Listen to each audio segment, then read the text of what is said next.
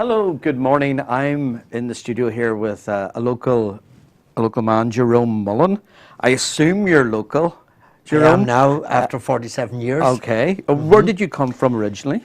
From County Cavan, as a Oh, matter of County fact. Cavan, Yeah, County yeah. Cavan. From County Cavan, I came to Newry via London after spending some years there in my early young years, and came here in 1967. Right. And never left. Never looked back, as they say. I never looked back. That's interesting. My own father now, I better not digress too much about my own background, but my own father was a Monaghan man who, like a lot of Monaghan men during the period of the war and after, was in the bar trade.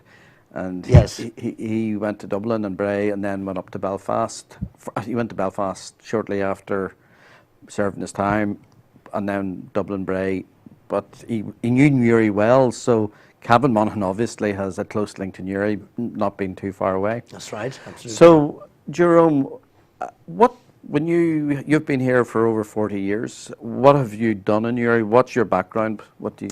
Well, I essentially came with a business background. I had spent my young years in retail management in England, in London mainly, and in different parts of England, and decided to return to Ireland in the late 60s, 67.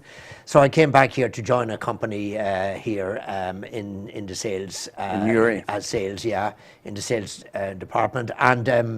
And here in Newry, yes, and spent some years with a number of companies, well, really only two to be precise, and eventually started my own business. Okay. In around 1980. Right, and was that retail as well? No, it wasn't actually. I had moved away from retail when I returned here. The opportunities were elsewhere. And once you're in sales, you would really be able to turn your hand to any form of sales. So I became a director of a large agricultural company in the late 70s. Okay. And stayed with them for about 5 or 6 years. And then eventually decided to start my own business. And so I got an opportunity. I saw an opening for getting involved in machinery for the handling of waste. So I set up a company and my own small little business, very tiny little business, which grew over the years. So I was 25, 30 years in that business then, until I retired. So basically, you've been a Newry-based businessman for quite a number of years. Yes, indeed, absolutely. For virtually most of my years here, Okay. I've been involved in business and been at the centre of the business community. I'm a very prominent member of the Chamber of Commerce, Newry Chamber of Commerce. I was president for 3 years back in the late 90s, and then helped to amalgamate the other chamber, which was the Chamber of Trade, and we brought them two bodies together and formed one large chamber, which is now the third largest chamber in Northern Ireland. Okay. So I'm very much still involved with that, and enjoy that very much. Okay. Yeah. You strike me that you're not a man to rest on his laurels. You said you're a retired businessman, but Yeah. I get the impression you're anything but retired. You've got a lot of, I would say you've got a lot of, what's the term? You've got a lot of stuff on the stove, so to speak. Yes, I suppose that's right. And my wife would tell me that I am busier now than I was Right. when I was working.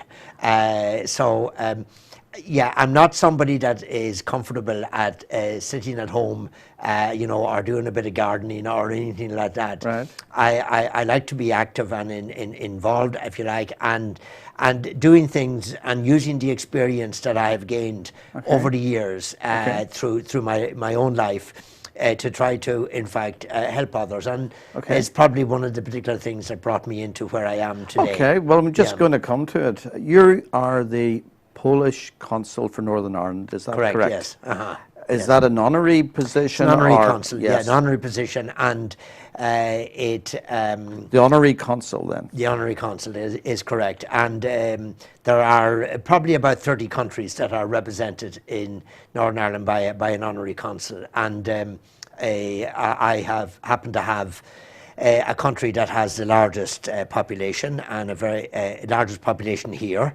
And of course, it's the sixth largest member of the European Union, which is Poland. Yes. Some years ago, back in I suppose around 2007, 6, 7, I came in contact with some of the Polish community. Which year was that? Sorry. Around 2006. Right. Okay. Yeah. And how was that contact? Well, in fact, I was approached by somebody to ask me would I mentor somebody who was going into business, a Polish person who was going into business, and I did that, and it led to some discussions with the Consul General, who had responsibility for Northern Ireland through the embassy in London, because the embassy, obviously, in London is where responsibility for Northern Ireland rests. Of course.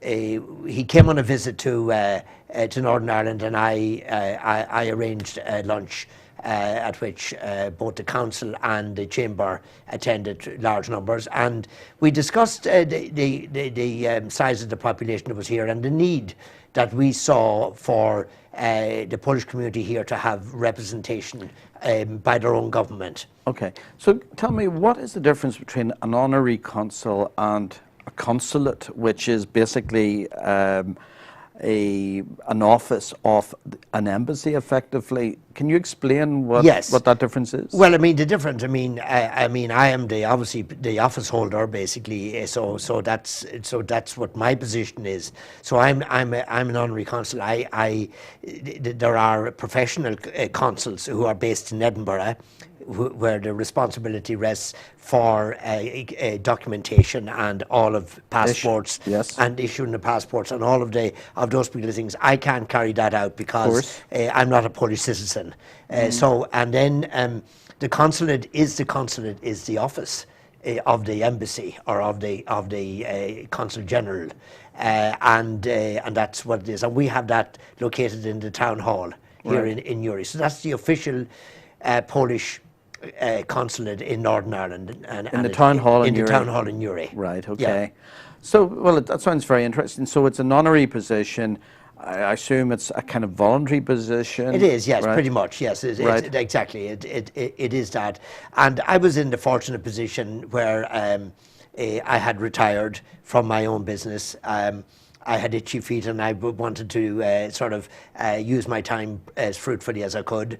And when this came about, I was happy to consider it. I mean, what actually happened was they came back and said to us, "No, we won't set up a full consulate service in Northern Ireland with an office and the staff here, but we would like to appoint an honorary consul." Okay. So and it was that brought me into the centre of the thing, and I was asked would I consider this. Right. And this is a result of contact that you had in 2006 with a person or people from the Polish community. Polish community, yes. So from that sprang this significant role. Yes, it did. That's right. And of course, they at that point they had no representation here, and so the only way they could handle it was by the consul from London coming over. Occasionally. And I don't think I don't think they were ever really over that often. Now they have a monthly service that they come over to do documentation. Because there's so many Polish people here? Because there are so many Polish people. So there was a large population that had to be catered for. Right. So I took on anyway the role. I was officially appointed. It take a little bit of time to do sort of things like this because they have to have clearance from the Foreign Office in London for any candidate that is nominated for a post like this. Just to make sure you're okay, and I suppose all of that sort of thing. Well, you're representing a country to some level. I'm representing a major country, absolutely, yeah. And so I suppose it's important that they took about 2 years, or 18 months actually, to actually just officially appoint me. So before 2006, can I just clarify this? Before 2006, you had no real connection or contact with anything Polish at all? No, I hadn't. So everything you know about Poland has developed since 2006. Well, yes, and so of that's course- quite a steep learning curve that you've been on. Well, yes, I suppose that's right. Actually, I would have learned quite a lot. But I also had always a great interest in Poland, so I would have followed Polish history, and have always took an interest basically. There must have been in Poland. something there that But triggered. I don't know what your- it was. Basically, I suppose there was a certain admiration for Poland and a struggle that they had. I was aware of their history, obviously. Not I mean, unlike Ireland's. It's not been a unlike difficult Ireland's. one. Yeah. Indeed, absolutely, and then their as I say, their struggles basically, and wiped off the map of Europe, and twice in their history, invaded by both two countries, by Russia and Germany in 1939, and basically under communist rule for 50 years after the Second World War, and then the great movement of the Solidarity movement and the breaking away basically from the Soviet bloc. So presumably that was something that you were watching. You Yeah. were watching at the time, Indeed. but you learnt and followed Solidarity, and all of this kind of passive interest Passive interest, indeed. erupted post 2006. Yes. And you are now the honorary consul. Yeah. For the North, for the Polish community. And I suppose, yeah. That must, have you been to Poland? Oh, I have. Yes. I've been there many times. Yeah, Okay. yeah, absolutely. In fact, I spent my holidays there last year. Not last year. This year. Sorry, this year. And we'll be going back again, no doubt, in the near future again. So yeah, absolutely. It's a wonderful country. It's a very large country. Yes, it is. And it was something that I was delighted to take on. I actually I had I suppose a certain empathy as an immigrant myself, having left my country, Ireland, and went to England in my young days, and experienced, if you like, the problems of emigration. I didn't have a language problem, but I mean there were maybe all the other issues. In those days, basically, certainly. In those days, yeah. If we go back to, presumably it was the 50s you were in? So I went Yeah. at the very end of the 50s, 59. Yes. Actually, I left Ireland. That was a And- classical period for Irish people going to England, wasn't it? Yeah, I mean, absolutely. yeah. And all of that whole period, indeed, going into the 40s, 50s, 60s, mass emigration And out of Ireland. without going into that too deeply, Jerome, the Irish, when they went to England, a lot of people from rural Ireland, from both north and south, went to England, and a lot of them worked in very labour-intensive jobs, and a Yes. lot of them didn't even know. Some of them didn't know their rights, and there were people in Irish people in England that endured a very tough time. Very tough time, and I saw that. I mean, for myself, actually, in England. Fortunately, I had a fairly good situation myself because I was had a very good job, and was in a strong position from that particular point of view. But I saw an awful lot of people around me who probably came over a bit like some of the Poles are doing now, came over a bit unprepared for the life in another country like England. So your experience in England, the awareness you garnered, made you empathetic towards immigrants? I think so. Yeah, absolutely. Okay, I think that's that's certainly the case. I understood basically the kind of difficulties that they would be experiencing, the struggles that they would have had to encounter, and it's pretty brave of people to leave their own country and come and not have the language to help them on their way, and to come into a strange place like this country with different culture background and language and so on. Look, obviously Poland joined. Poland. They came into the European Union in 2004, Yes. along with a number of other European Union countries. They joined the European Union in 2004. Along with some of the Eastern and Central European countries that had formerly been part of the Soviet Union bloc. Yes. So that was a big change. It was known as the Big Bang. But the Polish people have a reputation for being very hard workers and quite motivated.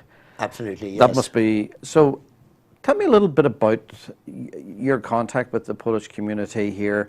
What has been your impression of their character and characteristics, and What do you think is the underlying reason for people from a country at the other end of Europe to come to the far-flung western part of Europe? Why would somebody do that? What would be the reason for that? Well, economic, I suppose, is probably the big driver as to why people left Poland. I mean, it's as I said, it's a country, very large country of 40 million people.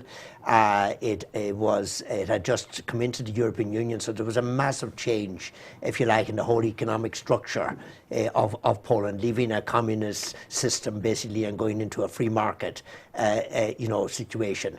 And so that brought about great change, and it brought about, indeed, some hardship, in terms of employment. You weren't guaranteed a job, so you had to suddenly go and find work. And there was, obviously, in those days, I mean, Poland was only changing its economic structure, if you like, and so there was a lot of unemployment.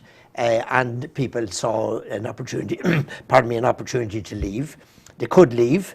It wasn't like it was before 2000, before the fall of communism, when they couldn't leave. Now they could leave, and they could come here. And of course, when those what was known as the A8, the Big Bang you refer to. The Big Bang. The Big Bang.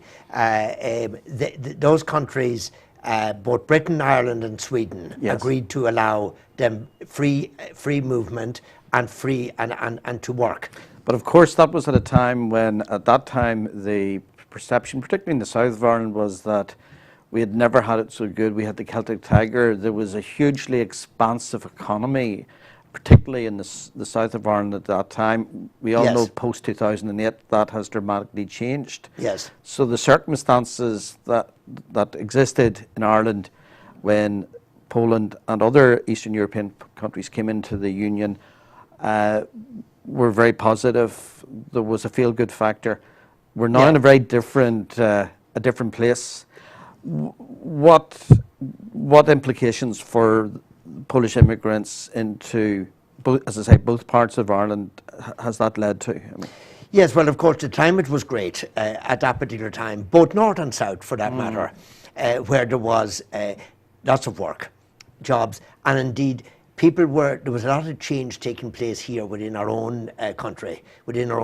People were moving up, basically, and there was jobs being left, down at the bottom end, and there were people weren't filling those jobs. So Polish people and other immigrant communities came in and were taking up jobs that others were vacating, as it were. And I think that was the kind of way, and it happened both north and south. As the years went by, basically, the Celtic Tiger was great. There was full employment, but then things started to change, particularly within the building sector. A lot of people that came in would have gone on to working in the building sector, maybe as labourers or whatever, and a lot of that work was lost.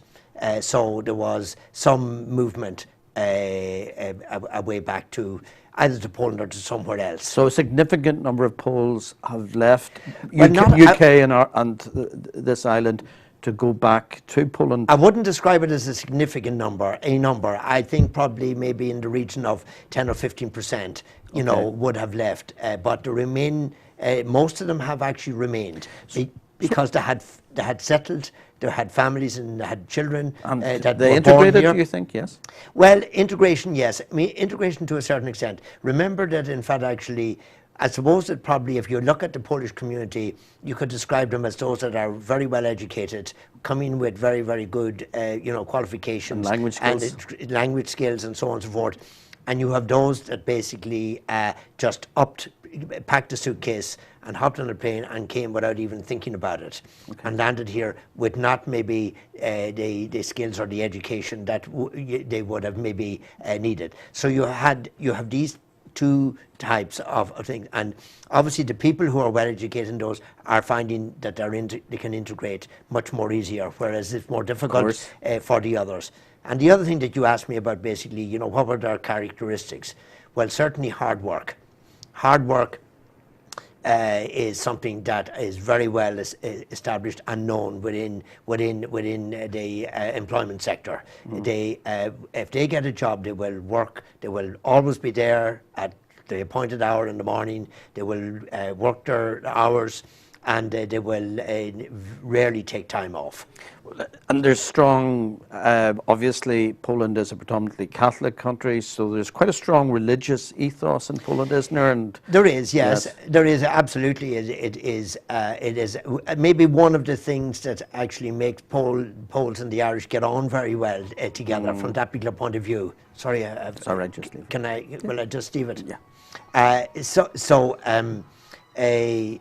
You know, so that particular thing. But I think, in fact, it should not be misunderstood either. Is that, in fact, actually, because they happen to be Catholics, that they have certainly a particular leanings towards one particular side of the community or the other. Well, no, of course not. That is definitely not the case. Well, no, there's such and they don't want any involvement either. And even the form of Catholicism you have in Poland is very different from the religious values and ethos that we have here. It's not exactly the same. There's no such thing as a uniform religious culture, really. No, absolutely not. It's very interesting to see the church in Poland, how different it is from the church in Ireland. Yes. And they are much stronger. Actually, much stronger, and they seem to have a different rules, if you like, almost, Yes. whereby they operate. More orthodox, I would say. Much more orthodox, absolutely. Right, okay. I think it's a good description. Okay, Yeah. if that's not a contradiction in terms, given people from Eastern Europe, they say they're more orthodox. Yes. That's another confusion you could create by using that word. That's an interesting one. So, yes. How many Poles live in the north and how many live in the south of Ireland, roughly? Roughly, you have the best part of something between 25 and 30,000 actually live in Northern Ireland, Right. and you have roughly 150 to 200,000 in the south. That's a significant number, isn't it? Significant number. At one time, there was about 250,000 in the south. Okay. Yeah. And in the Newry and Mourne area, how many Polish Newry and people Mourne would there area, be? you probably would have somewhere around 3,000, mark or thereabouts. Again, significant for a fairly small city like Newry, isn't Absolutely. it? Right. Absolutely. So they are noticed. So they are noticeable. You walk down the street, you hear Polish being spoken. Polish has virtually become, by default, almost the second language in Most both used parts of language. Ireland. Yes, well, I mean that would be right, because I mean Poles would constitute by far the largest population. In fact, twice as large, because the next largest community is the Indian community, and the third largest is the Chinese. Okay. You know, so that's the place, and then Lithuanians will come after that, and Right. others. Yeah. And that's essentially the same for both parts of the island, more or less, It isn't is. it? It is indeed absolutely the same. And in terms of, is there the interaction between local people, again, north and south, and the Polish community? What's the broad story on that? Is it are there tensions? Is there interaction? Is there integration? Between the Irish and Polish community, Yes. or between within between themselves? Irish people, north and south No, people? Huh? I mean, no, not really. In fact, actually, you'll find that by and large, if you look at the full map of Northern Ireland, a Polish community get on very, very well indeed. I mean, that is from my experience.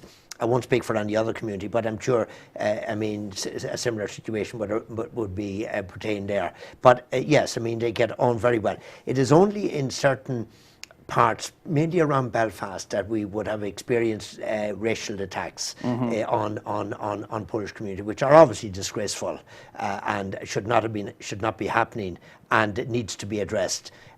But I think the underlying problem there is about the issues within those communities in Belfast, rather than about the presence of they're just a means of, basically they're a target, for their frustration and for their perception that they haven't done well, that they are not doing well economically. There's a lot of issues. Europe and different parts of Europe, the UK, Ireland, we're all undergoing significant change at the moment.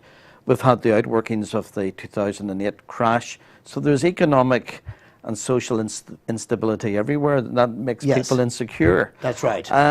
In terms of, obviously, from what you're saying, given the numbers of Polish people, there's a significant number of Polish people are here to stay. Yes. Who will become part and parcel of the culture and community in this island going forward. Yes. In 10 years' time, 20 years' time, that could mean that we'll have a strong Slavic influence in this island. Yes, indeed, because I mean the population is growing. Naturally, children are being born here, and there has been marriages, you know, between Irish and Polish people. So I mean, you have those influences that are actually going to play out.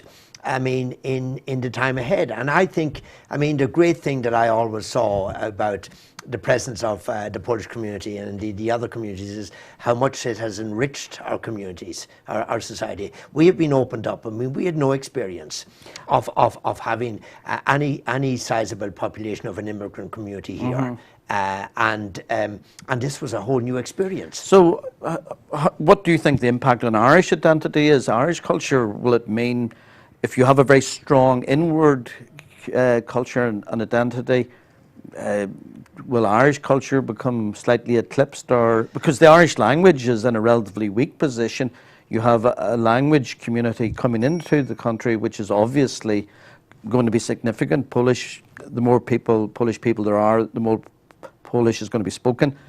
Will Irish identity be affected in a slightly negative way?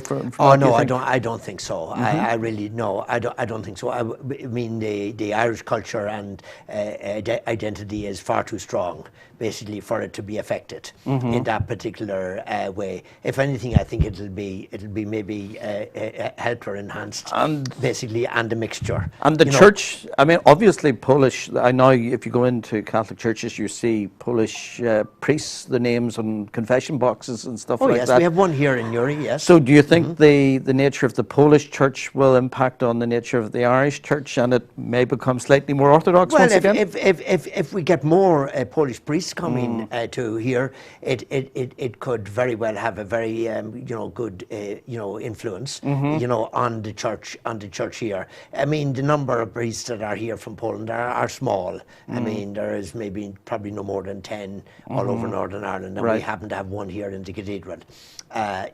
So I mean, and they are doing a wonderful job, and are administering not just the Polish community but to the entire community living here in this particular city that we're in today, and the same applies wherever else. Yeah. So just to start to summarise, I mean, there's a huge debate going on within Europe now, and immigration is one of the big issues. Yeah. Obviously, there's austerity going on. The economic feel-good factor in Western Europe, in Britain and Ireland, is not what it was when the Polish community came here first. There's a huge amount of discussion about migration and movement of populations. Britain is in parts of the UK, in the south and east of England, they're talking about, the impact on local jobs and stuff. There's parties like the UK Independence Party who are pushing towards having a referendum, and we're talking about Britain leaving, the possibility of Britain and the UK leaving the European Union. What do you think of all that, and what are the members of the Polish community in the north and also in the south thinking about those issues?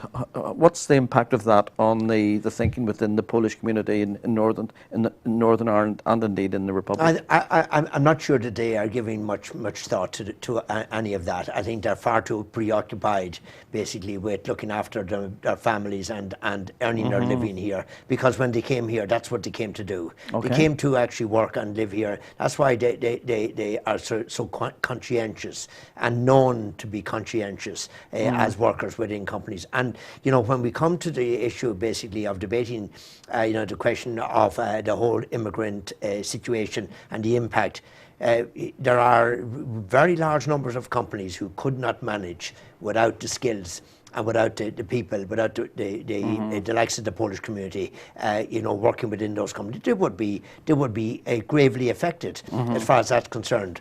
And as far as the overall situation is concerned, they are net contributors to our economy, and net contributors by a very substantial amount. I mean, it would be reckoned in the UK maybe to the effect net contributors by at least 20 billion. You know, here in probably over a billion. You know, so the thing is, I think it's regrettable the way the debate is going in England. You know, they certainly need to manage this whole situation of immigration. But as far as that is concerned, but the fact is that Britain is a member of the European Union.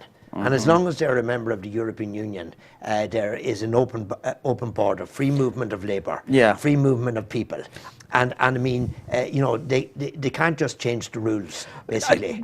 Yes, I know what you're saying, but I think probably in relation to Eastern Europe, one of the problems is that people from Britain and Ireland don't really have the opportunity. There's no economic opportunities in Eastern Europe for people from Britain and Ireland to work, and that creates maybe a perception of imbalance. Well, I mean, you know, we have done a fair bit of immigration ourselves from this country and indeed from England. But the fact is that I would see the likes of Poland as a country for immigration too in the future as a growing economy. Okay. And I think people should bear that in mind. Yes. That maybe the wheels will turn. Okay. And that things will change. Okay. And that suddenly, instead of Poles coming here, that we'll be going to Poland. Right. Okay. To work. And I think that's a very distinct possibility. I mean, Poland is a growing economy and improving all the time, and will be a very, very substantial player. Just in the future. That's a very interesting point, Jerome. There is the potential for future opportunity, is what you're saying. Absolutely. And that is something that maybe should be kept in mind. One final point I'd just like to ask. Poland and the Eastern European countries did have a long relationship with Russia and what was known as the Soviet Union. That relationship seems to have soured. They seem to be almost exclusively looking westward towards the European Union and a relationship with the Western world. Is it a legacy of distrust or anger with, you know, their relationship with Russia that is preventing them having a new and renewed and future relationship with Russia at the moment, do you think? Yeah, I think there needs to be sort of a gap, you know, in relation to Russia. I mean, there is a very, very troubled history, basically, between, you know, if you take Poland, for example. I mean, take Poland as an example, I mean, and its relationship with Russia and what Russia did to it. I mean, you only have to read the history, basically, to see the horrendous, you know, destruction, the murders that the likes of Stalin. You take, for example, the Katyn massacre in 1941, when 2,000 soldiers and civilians were murdered by Stalin.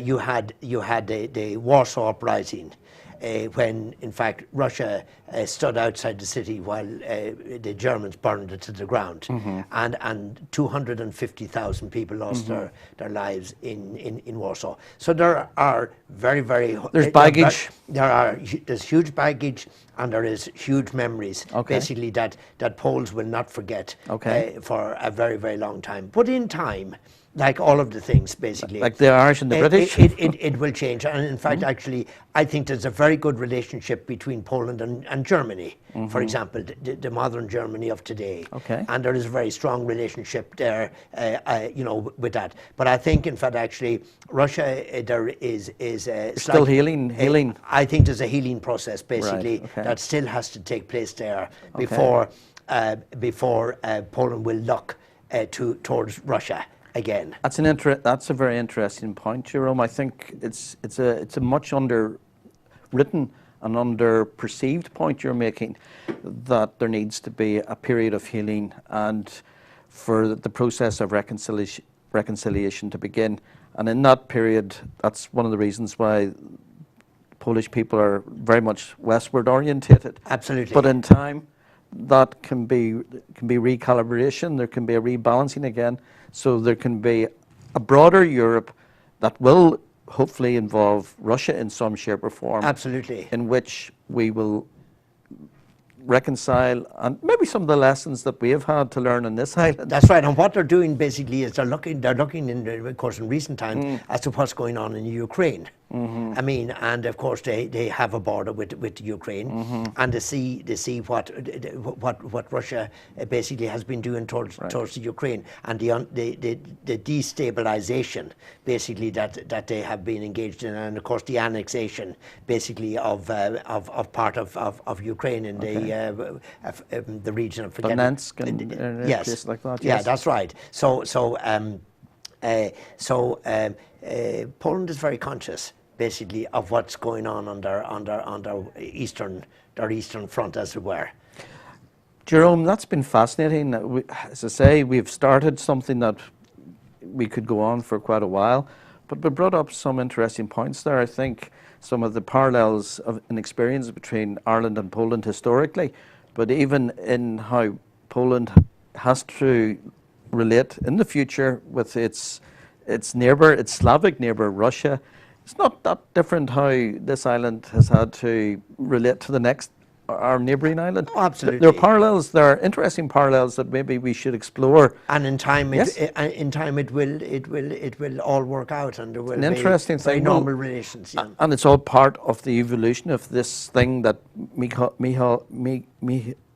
Mikhail Gorbachev called our common European home. Yes. It's a work in progress. It's not a complete project. No, exactly. Jerome, Absolutely. that has been fascinating. Yeah, thank you very much indeed. Thank you. Lovely to be here. Yeah.